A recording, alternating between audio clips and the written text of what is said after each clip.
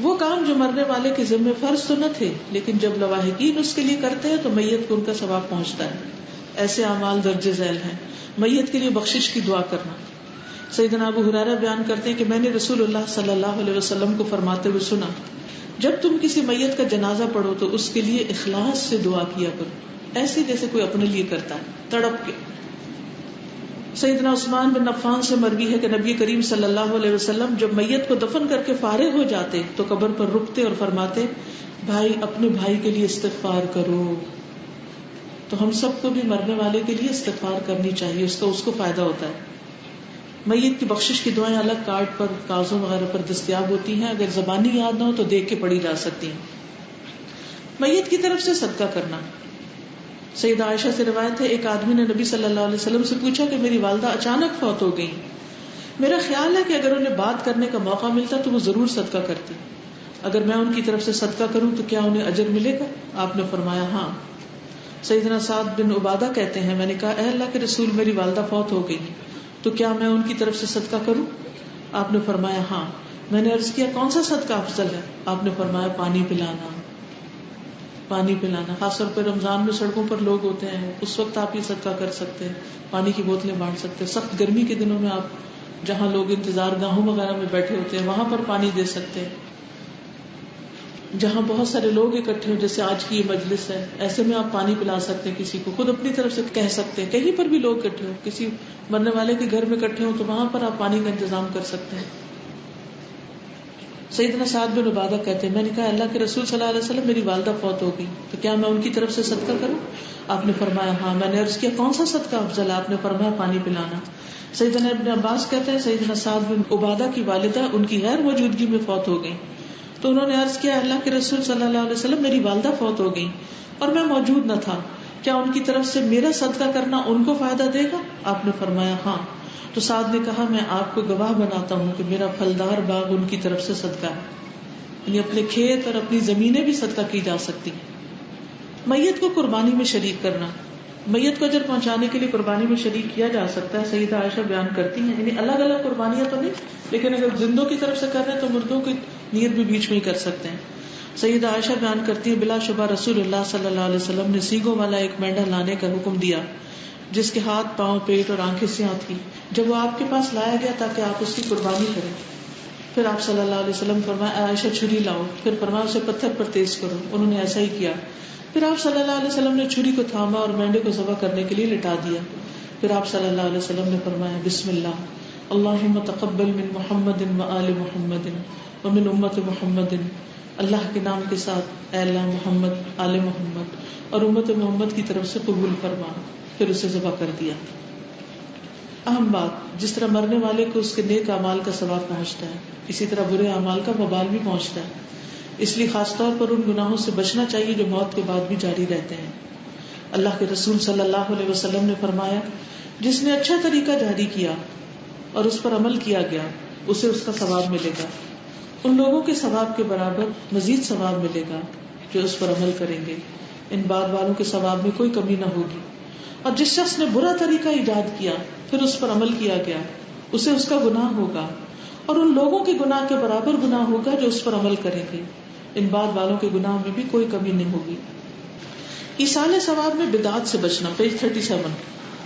میت کے ایصال ثواب کے لیے ضروری ہے کہ صرف ان کاموں پر اکتفا کیا جائے جو قرآن و سنت سے ثابت ہیں، اور ایسے تمام کاموں سے بچا جائے جو ثواب کی غرض سے نبی صلی اللہ علیہ وسلم کے بعد ایجاد کر لیے گئے. جیسے میت کے پاس بطور راہداری سورۃ بقرہ کی تلاوت کرنا، اس کا سنت سے کوئی ثبوت نہیں. دفناتے وقت میت کے ساتھ عہد نامہ رکھنا، کیا وہ پڑھے گا یا کوئی اور پڑھے گا؟ وہاں کون پڑھے گا؟ اس کو رکھنے کی کوئی ضرورت نہیں. قبر پر سورۃ فاتحہ، اخلاص یا سورۃ یاسین پڑھنا. جمعرات کل 10واں اور چہلم کرنا. ہر جمعرات کو گھر یا قبرستان میں کھانا یا مٹھائی تقسیم کرنا. آپ کسی وقت بھی کھانا تقسیم کر سکتے ہیں میت کی طرف سے صدقہ کرنے کے لیے. اس کے لیے جمعرات کا دن مخصوص کرنے کی کوئی ضرورت نہیں. اور یہ سوچنا کہ روح آئی ہے، روح یا علیین میں یا سجین میں ہے، وہ گھروں میں نہیں بھٹکتی پھرتی. بسم اللہ کا قرآن ختم کرنا یا چنوں پر 70,000 مرتبہ کلمہ پڑھنا. قرآن اجرت پر پڑھوانا اور اس کا ثواب مرنے والے کو بھیجنا. گٹلیوں پر ایصال ثواب کی نیت سے ذکر کرنا، یہ بھی نبی صلی اللہ علیہ وسلم کے زمانے میں نہیں تھا. برسی منانا یعنی میت کو ثواب پہنچانے کی نیت سے سالانہ ختم دلانا. اللہ تعالیٰ سے دعا ہے کہ وہ ہمیں ہر بدعت سے بچنے اور نبی صلی اللہ علیہ وسلم کے بتائے ہوئے طریقے پر عمل کرنے کی توفیق عطا فرمائے. رسول اللہ صلی اللہ علیہ وسلم کا فرمان ہے, میں تمہیں اللہ سے ڈرنے اور سننے اور اطاعت کرنے کی وصیت کرتا ہوں. اگرچہ حبشی غلام تم پر امیر ہو, تم میں سے جو میرے بعد زندہ رہے گا وہ بہت اختلاف دیکھے گا, تو تم پر میری سنت اور ہدایت یافتہ خلفائے راشدین کی سنت کو پکڑنا لازم ہے, اور اس کو خوب مضبوطی سے تھامنا بلکہ ڈانڈوں سے پکڑے رہنا, اور دین میں نئی پیدا کی ہوئی چیزوں سے بچنا, کیونکہ ہر نئی چیز بدعت ہے اور ہر بدعت گمراہی ہے. نبی صلی اللہ علیہ وسلم اپنے خطبے کے آغاز میں فرماتے, بہترین کتاب اللہ کی کتاب ہے, اور بہترین سیرت محمد صلی اللہ علیہ وسلم کی سیرت ہے, اور سارے کاموں میں بدترین کام نئے ایجاد کردہ کام ہے, اور ہر بدعت گمراہی ہے. سیدنا ابن عمر کہتے ہیں, ہر بدعت گمراہی ہے اگرچہ لوگ اسے نیکی سمجھیں. یہ ایک نظم ہے عربی کی, اس کا اردو ترجمہ کیا گیا ہے. یہ صرف اپنے آخری مقام کو اور قبر کو یاد کرنے کے لیے بنائی گئی ہے. پہلے ہم اس کا ترجمہ پڑھیں گے, پھر اس کے بعد یہ آپ کو سنوائی جائے گی. اس کے بعد اگر اس یاد دہانی کے لیے آپ خود سننا چاہیں, کسی اور کو سنوانا چاہیں, تو اس کا لنک بھی آپ لے لیں. فرش التراب, میرا بچھونا مٹی ہے. فرش التراب یضمنی وہو غطائی, مٹی میرا بچھونا ہے جس نے مجھے گلے لگایا ہے اور یہی میرا لحاف. رات کو جب بستر پر سوئیں تو اس بات کو یاد کریں کہ آج تو میں نرم گرم بستر میں ہوں, ایک دن آئے گا کہ مٹی کے اندر ہوں گی. حول الرمال تلفنی بل من ورائی, میرے ارد گرد ریت ہے اور مجھے چار سو سے لپیٹ رہی ہے. واللحد یحکی ظلمتا فیہا ابتلائی, اور قبر میری آفت کے اندھیروں کو بیان کر رہی ہے. والنور خط کتابہ انسی لقائی, اور روشنی نے اپنی کتاب میں لکھا کہ میرے دل کا لگنا میری اللہ سے ملاقات میں ہے. والاہل این حنانہم باعوا وفائی, کہاں گئی گھر والوں کی شفقت, وہ تو میری وفاداری سے دستبردار ہو گئے. یعنی جو اتنی محبت کرنے والے تھے وہ آج کہاں ہیں, مجھے اکیلا چھوڑ کے چلے گئے ہیں. والصحب این جموعہم ترکوا اخائی, اور کہاں ہیں میرے ڈھیروں دوست جنہوں نے مجھ سے ناطے توڑ لی. وہ دوست جو ہر وقت ہمیں میسجنگ کرتے ہیں, ٹیکسٹنگ کرتے ہیں, چیٹ کرتے ہیں, فون کرتے ہیں, ملنے آ جاتے ہیں, ساتھ لے جاتے ہیں, مرنے کے بعد سارے ہی بھول جاتے ہیں. والمال این ہناؤہ صار ورائی, اور کہاں ہے مال کی خوشگواری جو میں پیچھے چھوڑ آیا. والاسم این بریقہ بین الثنائی, اور کہاں گئی شہرت کی چمک جو تعریفوں میں ہوتی تھی. طرح طرح کے لوگ تعریفیں کرتے تھے, محبتوں کا اظہار کرتے, وہ سب قبر میں تو فائدہ نہیں دے رہا. ہذہ نہایت حالی فرش التراب, یہ میرے حال کا انجام ہے, مٹی میرا بچھونا ہے. فرش التراب یضمنی وہو غطائی حول الرمال تلفنی بل من ورائی, مٹی میرا بچھونا ہے جس نے مجھے گلے لگایا ہے اور یہی میرا لحاف ہے. میرے ارد گرد ریت ہے اور مجھے چار سو سے لپیٹ رہی ہے. واللحد یحکی ظلمتا فیہا ابتلائی والنور خط کتابہ انسی لقائی, اور قبر میری آفت کے اندھیروں کو بیان کر رہی ہے, اور روشنی نے اپنی کتاب میں لکھا کہ میرے دل کا لگنا میری اللہ سے ملاقات میں ہے. والحب ودع شوقہ وبکا رثائی, اور محبوب نے اپنی محبت کو الوداع کہا اور میری قابل رحم حالت پر رویا. والدمع جف مسیرہ بعد البکائی, اور آنسوؤں کے بہنے کی جگہ میرے رونے کے بعد خشک ہو گئی.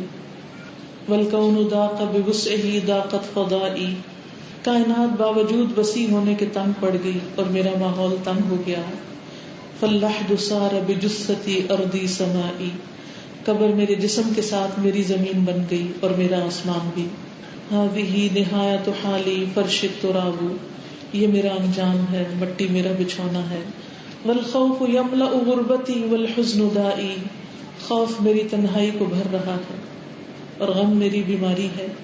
ارجو الثبات وانہ قسما دوائی, میں ثابت قدم رہنے کی امید رکھتا ہوں اور قسم سے یہی میرا علاج ہے. والرب ادعو مخلصا انت رجائی, اور میں رب کو اخلاص کے ساتھ پکارتا ہوں, اے اللہ تو ہی میری امید ہے. ابغی الہی جنتا فیہا ہنائی، اے میرے الہ میں جنت چاہتا ہوں، اسی میں میری خوشی ہے۔ حقیقت یہ ہے کہ ہم سب کا ایک نہ ایک دن آخری سفر شروع ہو جائے گا،